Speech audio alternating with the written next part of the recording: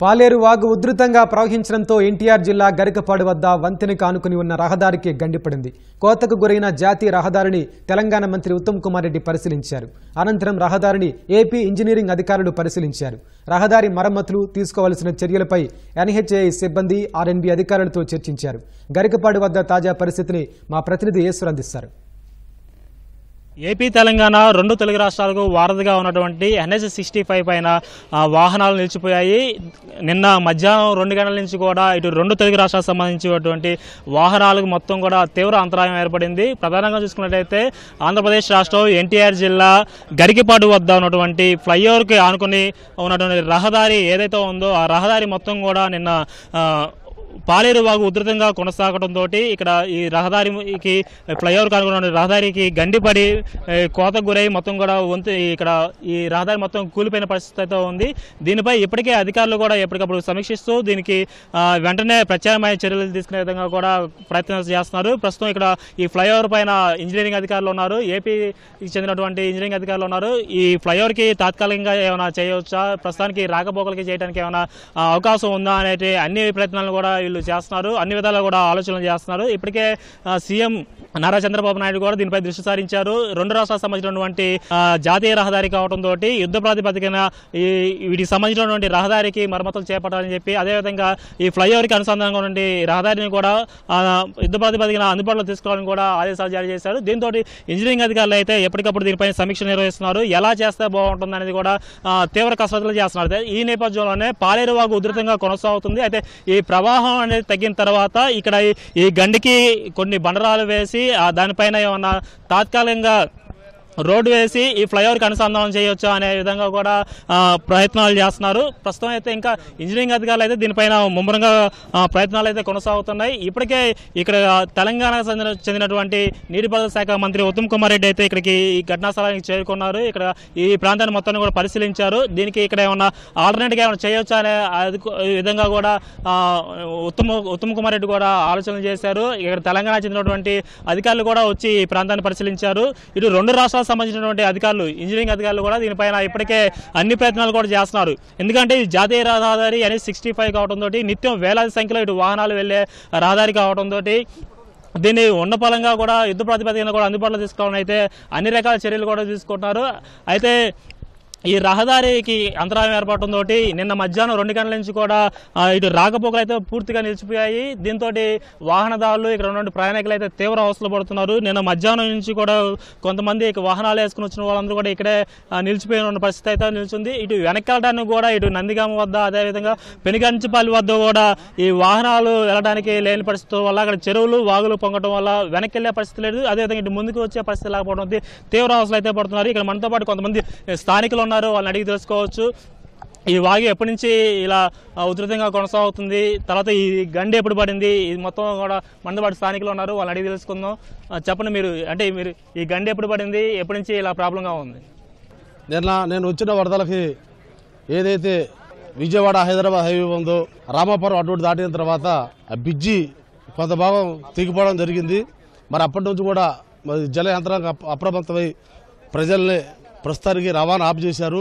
ఇప్పుడు చాలా వెహికల్స్ మొత్తం ఆగిపోయి ఉన్నాయి. NH-5 నిపుణులు కూడా వచ్చి ఇప్పుడు బ్రిడ్జిని పరిశీలిస్తున్నారండి. బ్రిడ్జిని పరిశీలించిన తర్వాత మరి రవాణాకు అనుకూలంగా ఉంటే ఈ మొత్తాన్ని అంటే కార్లు వాడికి ముందు కార్లు కానీ 2 వీలర్స్ కానీ ముందు వదలడానికి ప్రభుత్వం సిద్ధంగా ఉంది. ఆల్టర్నేట్ చర్యలు ఏమైనా తీసుకున్నారా, లేదా ఇప్పుడు రాకపోకలకి ఏమన్నా ప్రత్యామ్నాయ చర్యలు ఏమైనా తీసుకున్నారా? ఏమన్నా చెప్పారు అధికారులు? ఏమంటున్నారు? ఇప్పుడు అధికారులు వచ్చి పరిశీలిస్తున్నారండి. ఒక అర్ధ గంటలో ఒకవేళ ఆల్టర్నేట్ అవతల వైపు రోడ్డు బాగానే ఉంది, అది పరిశీలించి మరి ప్రజా రవాణా వదులుతామంటున్నారు. అంటే ఓన్లీ కార్లు వాడికి పెద్ద వెహికల్స్ కాకుండా కార్లు కానీ 2 వీలర్స్ వదులుతామంటున్నారు ఒక అర్ధ గంటలో.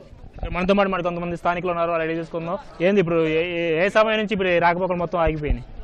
నిన్నటి నుంచి ఆగిపోయాయండి. ఈ రోడ్ ఎటు నుంచి కలుస్తుంది? ఏ రోడ్ ఇది?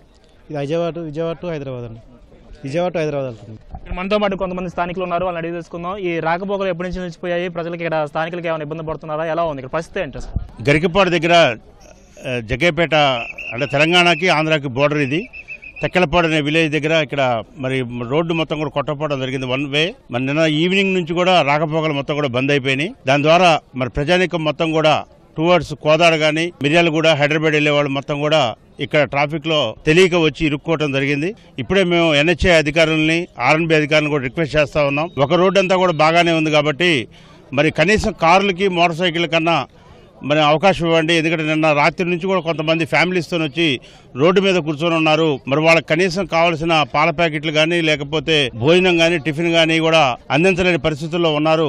మరి ప్రభుత్వం నుంచి కూడా ఎటువంటి సహాయం వాళ్ళకి అందలేదు. కాబట్టి తక్షణం మీరు పరిస్థితిని గమనించి ఒక రోడ్డు అంతా కూడా బాగానే ఉంది కాబట్టి వన్ వే అన్నా టూ అండ్ ఫ్రో వదలండి, కొద్దిసేపు అటు కొద్దిసేపు ఇటు వదలండి అని చెప్పి అధికారులను రిక్వెస్ట్ చేస్తా ఉన్నాం. వారు ఒకరి మీద ఒకరు చెప్పుకుంటా ఉన్నారు, మేనమేషాలు లెక్కేస్తా ఉన్నారు. మరి RNB వాడిని అడిగితే NHA అంటున్నారు, NHA వాడిని అడిగితేనేమో కలెక్టర్ గారి దగ్గర నుంచి మాకు ఆర్డర్స్ రావాలి అని అంటున్నారు. ప్రభుత్వం మాత్రం తక్షణం స్పందించి మరి అధికారులతో మాట్లాడి ఆ యొక్క బ్రిడ్జికి సంబంధించి ఏదైనా స్ట్రెంత్ ఏదైనా క్యాల్కులేట్ చేయాలంటే చేసి ఇమీడియట్ గా మరి కనీసం కార్లనన్నా, హెవీ వెహికల్స్ అంటే పర్లేదు, కార్లనన్నా కూడా అలౌ చేయాలని చెప్పి మరి ఈ ప్రాంత వాసులుగా మేమందరం కూడా అధికారులను కోరుతా ఉన్నాం.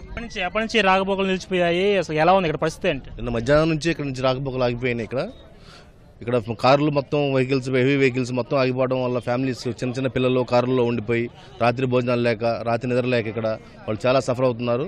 ఈ కలెక్టర్ గారు ఇప్పటికైనా స్పందించేసి ప్రభుత్వం దీన్ని పట్టించుకొని ముందు కనీసం ఆ కార్లలో కానీ లారీల్లో డ్రైవర్స్ వాళ్ళు రోడ్ల మీద పక్కలేసుకుని పడుకుని నిద్రపోయే పరిస్థితులు ఉన్నాయి. ఇక్కడ వాళ్ళకి కనీసం భోజన వసతులన్నా చూసే పరిస్థితి లేదు. ఇక్కడ వాళ్ళు ఇమ్మీడియట్గా స్పందించి వాళ్ళకి భోజనాలు కానీ లేదా వన్ వే వదిలేసేసి ఇక్కడ నుంచి చిన్నపిల్లలు, ఫ్యామిలీస్, లేడీస్ ఇబ్బంది పడుతూ ఉన్నారు.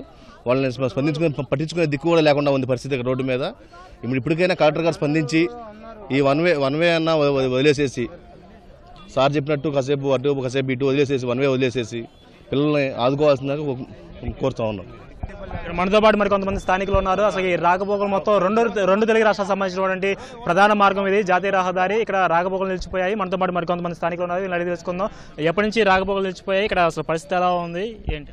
మొన్న రాత్రి తీవ్రంగా వర్షాలు రావటము, నదులు పొంగడం జరుగుతుంది. నిన్న మార్నింగ్ వరకు నడిచింది. మార్నింగ్ ఏదైతే ఈ గరికపాడు చెక్పోస్ట్ దగ్గర ఈ బ్రిడ్జి పక్కన నేషనల్ హైవే కట్ అయిందో దీనివల్ల ప్రాణ నష్టం జరిగే అవకాశం ఉంది. కాబట్టి హైవే అథారిటీస్, పోలీసు వారు ఇక్కడ ఆపడం జరిగింది. కానీ ఒక ఫ్లైఓవర్, ఒక బ్రిడ్జి బాగానే ఉంది కాబట్టి ఈ బ్రిడ్జికి మరమ్మతులు చేసుకునే దాన్ని భాగంగా మిగతా ట్రాఫిక్ వదిలేస్తే సరిపోతుందని మా ఉద్దేశం. సరే, అదేవిధంగా జగ్గయ్యపేట తెలంగాణ రాష్ట్రానికి సరిహద్దుగా ఉన్న మా నియోజకవర్గంలో ఇక్కడ నుంచి సుమారుగా 2-3 కిలోమీటర్ల దూరం ట్రాఫిక్ నిన్న ఉదయం 7 గంటల నుంచి నిన్న రాత్రి నుంచి పెరుగుతూ ఇదైపోయింది. ఖమ్మం వైపు వెళ్లే ప్రాంతం కొన్ని వెహికల్స్ మళ్లించడం జరుగుతుంది. అలా విధంగా గుంటూరు జిల్లాకు వెళ్ళడానికి అడ్డు కూడా అవుతుంది. ఎక్కడ చూసినా వాగులు, నదులు ఇవన్నీ కూడా పొంగటం. భవిష్యత్తులో ఇలాంటి పరిస్థితులు రాకుండా నేషనల్ హైవే అథారిటీస్ నిన్న ఉదయం నుంచి ఈ రోజు వరకు కూడా స్పందించబడడం బాధాకరం. ఇప్పుడే వారు వచ్చారని తెలిసింది. సరే, ఏది ఏమైనా కూడా ప్రభుత్వాలు ప్రజలకు రాకపోకలకు ఏర్పాటు చేయడానికి ఇబ్బంది లేకుండా చూడాలని, హైవే అథారిటీస్ కూడా వీళ్ళకి ఫుడ్ సదుపాయాలు కూడా ఏమైనా ఉంటే కూడా ఏర్పాటు చేయాలి. ఇందాక మా మున్సిపల్ చైర్మన్ రాఘవేంద్ర గారు, అలాగే మా KDCC బ్యాంక్ చైర్మన్ తనినాయస్ గారు, మా మున్సిపల్ కౌన్సిలర్స్ అందరం ఇక్కడికి వచ్చాము. ఏదైనా మినిమం వాళ్ళకి స్నాక్స్ కానీ ఫుడ్ కానీ ఏర్పాటు చేద్దామని ఇప్పుడే నిర్ణయం తీసుకోవడం జరిగింది. మంచినీరు కానీ అది కూడా అధికారులు వారి పని అవి త్వరగా పూర్తి చేయాలని. ఎందుకంటే కొంత పేషెంట్స్ ఉన్నారు, ఇందులో ఆరోగ్యం బాగాలేని వాళ్ళు ఉన్నారు, వృద్ధులు ఉన్నారు, మహిళలు ఉన్నారు. తప్పకుండా వెంటనే దీనికి ఒక ప్రత్యామ్నాయ మార్గంగా చూడాలని చెప్పేసి మేము ప్రభుత్వం డిమాండ్ చేస్తాం. మనతో పాటు మరి కొంతమంది స్థానికులు ఉన్నారు. అసలు వీళ్ళని అడిగి తెలుసుకుందాం. ఎలాంటి ఇబ్బందులు ఉన్నాయి, మీకు ఏమైంది, ప్రాబ్లం ఏంటి? తిండి లేదు, మాకు ఏమి లేదు ఇక్కడ, అవకాశం మాకు ఏమి లేదు ఇక్కడ. హైదరాబాద్ నుంచి వచ్చినాం. లారీ డ్రైవర్ని. మాకు నిన్న ఈ టైం ఇంతకంటే ముందు వచ్చినాం. అప్పటి నుంచి ఇప్పటిదాకా మాకు తిండి తిప్పలు ఏమి లేవు సార్. జగ్గయ్యపేటకి వెళ్ళాలి అది సార్. ఓ చివర్లో అదే సార్, తెలంగాణ అదే కాదు, అక్కడ ఆగి పంపించట్లే. ఇగో ఇదే ఉందిగా, వాళ్ళు ఇప్పుడు పోనీకి నీకు పంపించలేరు, మీకు తిండి ఉంటే మీరు అక్కడ చూసుకోరు అన్నాడు. మీకు ఏడ తినా సార్, మీకు 2 రోజుల నుంచి తిండి లేక డబ్బులు లేవు. మా ఓనర్కి ఫోన్ చేస్తే వాళ్ళు తిని ఏమైనా చేసుకుంటారు. మేము ఏం చేయం సార్ మేము. ఇంకా మరి మీ ఎట్లా మా పరిస్థితి అదే కదా సార్. మీ ఏం చేయం, తిండి 2 రోజులు సార్, 2 రోజులు తిండి లేక మరి ఎట్లా సార్ మా పరిస్థితి. మీరు కూడా ఆలోచించండి. వస్తురు పోతురు, ఫోటోలు తీసుకుని పోతురు అంతే. ఇంకా మమ్మల్ని చూసే వాళ్ళు లేరు. ఇక మరి ఇంకా మేమేం చేయం. ఇంకా రెండు తెలుగు రాష్ట్రాలకు సంబంధించినటువంటి జాతీయ ప్రధాన రహదారి NH65 పై కూడా నిన్న మధ్యాహ్నం నుంచి కూడా రాకపోకలు మొత్తం కూడా తీవ్ర అంతరాయం ఏర్పడింది. వాహనాలు ఎక్కడికక్కడ నిలిచిపోయాయి. ఇటు విజయవాడ నుంచి హైదరాబాద్ వెళ్లే వాహనాలు మొత్తం కూడా గుంటూరు వైపుగా దారి మళ్లించారు. అదేవిధంగా హైదరాబాద్ నుంచి ఇటు విజయవాడ వచ్చే వాహనాలు మొత్తం కూడా అద్దంకి నార్కెట్పల్లి వైపు కూడా మళ్లించిన పరిస్థితి ఉంది. ఇప్పటికే సంబంధించినటువంటి ఏపీకి సంబంధించినటువంటి ఇంజనీరింగ్ అధికారులు కూడా ఈ ప్రాంతాన్ని పరిశీలించారు. ఇక్కడ గనిని పూడ్చి ఈ దారిని మళ్ళీ యథావిధంగా కొనసాగించే విధంగా కూడా ప్రయత్నాలు కొనసాగుతున్నాయి. ఇది ఇక్కడ ఉన్నటువంటి తాజా సమాచారం. కెమెరామెన్ జనార్దన్తో ఈశ్వర్, ఈటీవీ న్యూస్, గరికపాడు.